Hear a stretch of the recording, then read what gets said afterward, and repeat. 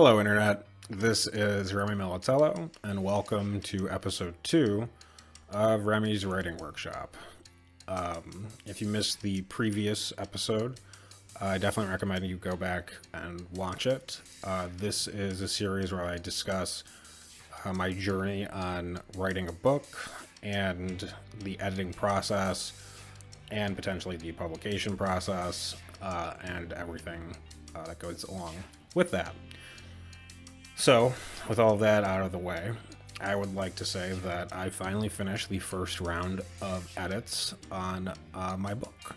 And it is very exciting.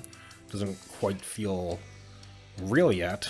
And now what's left is to send it to a professional editor.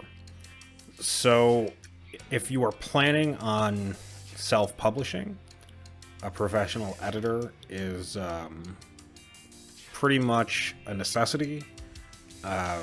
Even if you are a very aggressive self-editor, which I do consider myself to be, and we'll talk about that a little more later, you're just not going to get the same perspective that somebody else, especially somebody who's gone through a lot of manuscripts, is going to have, or that same eye.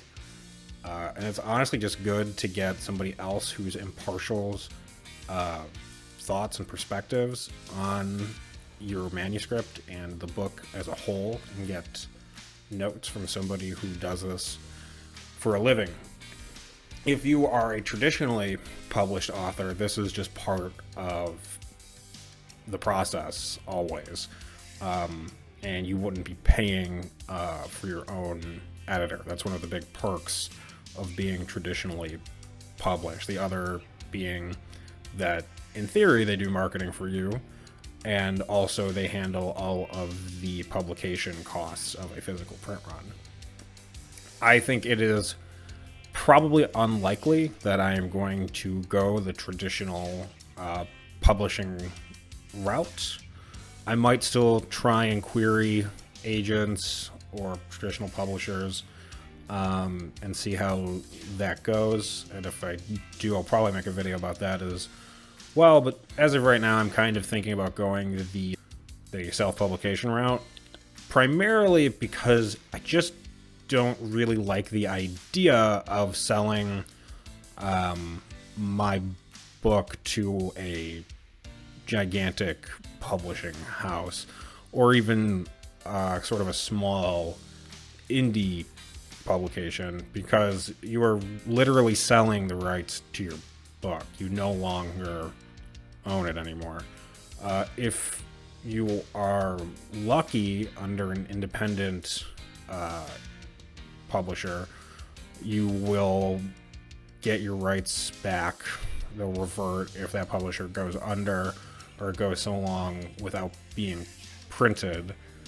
In theory, you would get the same thing from a major publishing house. In practice, it's a little different because of how the contracts are worded and what counts as being in print, which is generally where an agent comes in, unless you are an attorney or just very well versed in contract law. That's typically where an agent really pulls their weight and earns their money.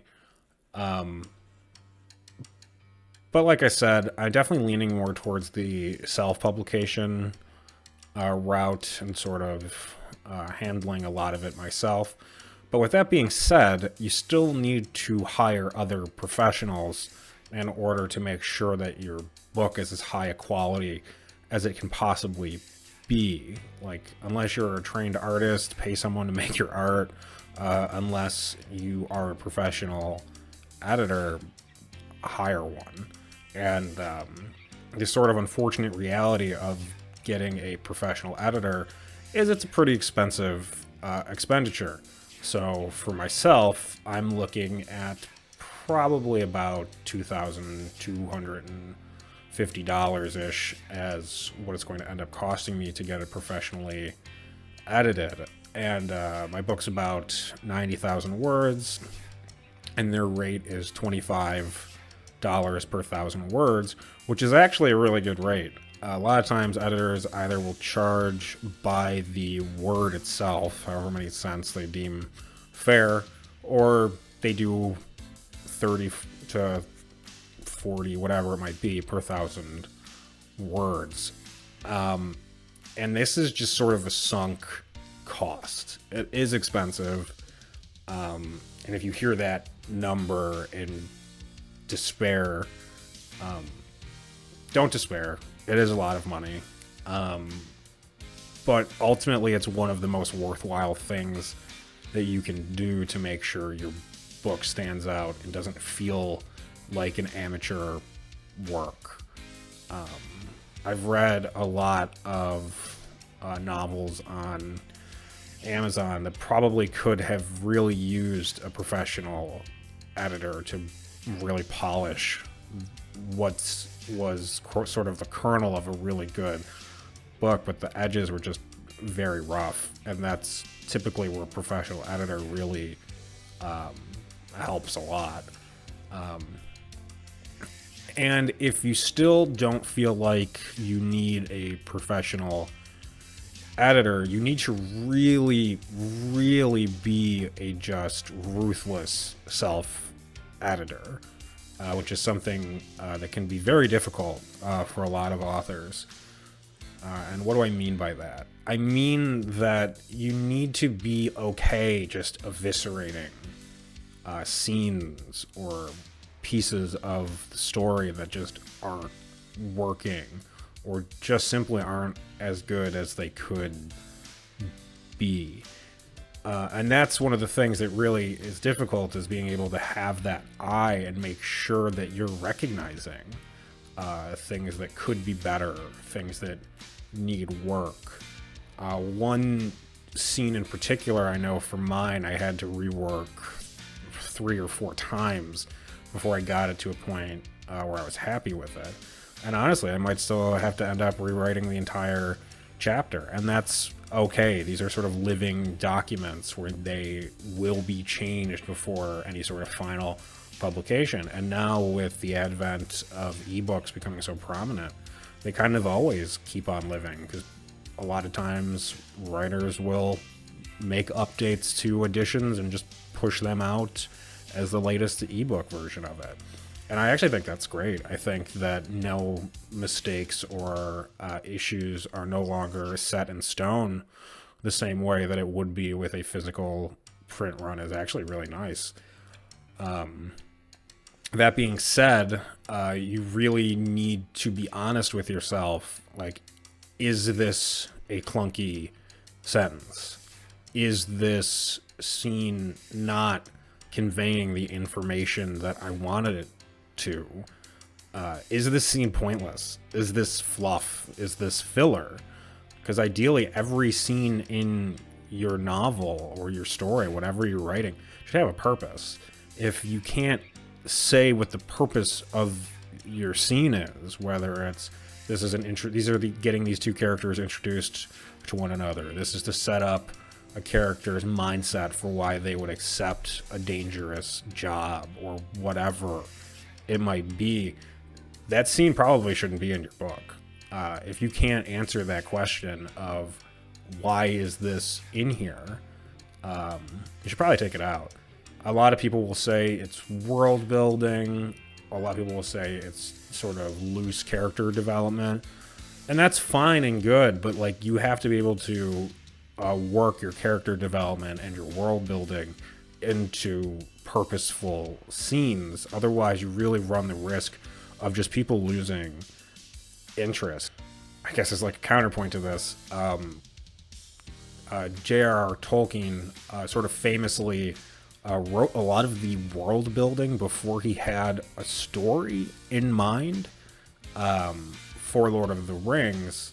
And this actually comes across in some of the most hated parts of that story, specifically a character, Tom Bombadil, who, if you're only familiar with the movies, you've probably never even heard of. And that's because they visit Tom, he sings a bunch of songs, and they just go on their merry way. And as much as I really do love that series, this is a really great example of something that probably should have just been cut. It doesn't really add anything to the story, and as a matter of fact, it was cut from the movies. No, like, if you've only seen those movies, that character never appears, and you're not worse off for it. But Tolkien really wanted to include all of this world building that he had done, including this character that clearly he had a great deal of love for. There's been sort of a touch point of mockery for this kind of forever. So there's that phrase, kill your darlings, in writing. And I don't think it's specifically talking about being a vicious self-editor, but if something is only...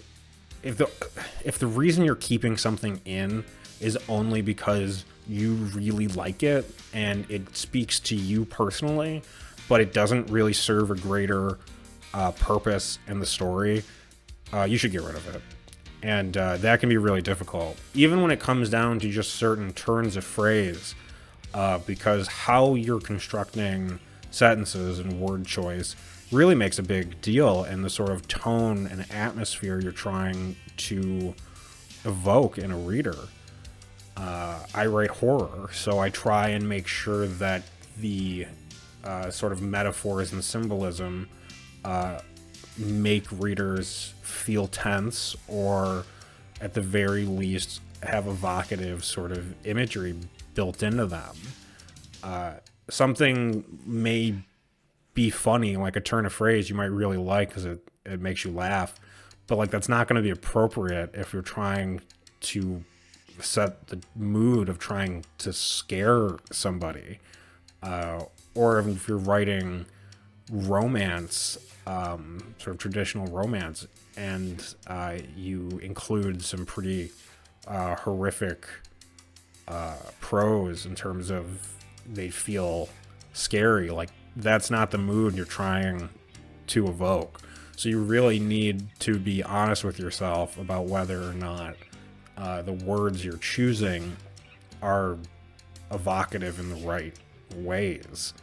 And who knows, if you really like something, there's nothing preventing you from changing it and maybe saving the original form of it in a separate Word document, and maybe using that metaphor or simile or whatever it is in a different work where it's more appropriate, or even a different scene where it's more appropriate, as even works that are horror or romance can have different, tones in their different scenes with different tones. You don't have to be locked into something the entire time.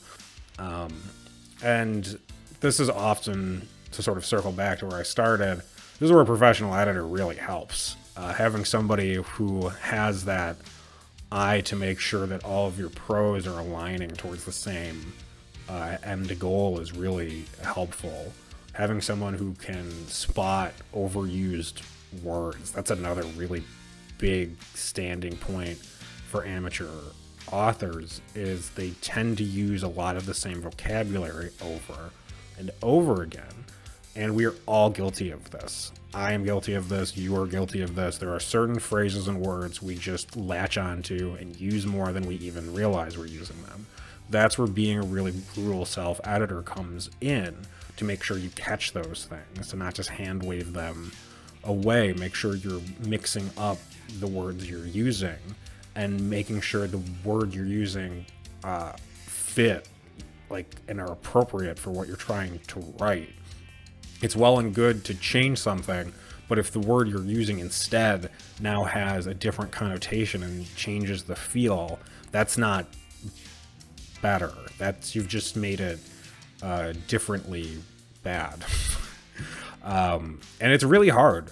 Editing is a long process. Editing can take you as long as it took you to write the original draft, if not longer, because you're really in the sort of fine tuning phase. You're trying to make the story as coherent and cohesive and smooth as you possibly can, and that's really hard and can sometimes need a lot of revisions and rewrites, and there's absolutely nothing wrong with that. That's why there's multiple drafts for stories. A lot of stories change dramatically through this process. A lot of very famous stories change dramatically through this process. Like if you look at sort of the original outline for Star Wars, it's sort of crazy how different it ended up being, where you have like Han Solo in the original script was a fishman, which is very hard to imagine, but that's how it was originally written until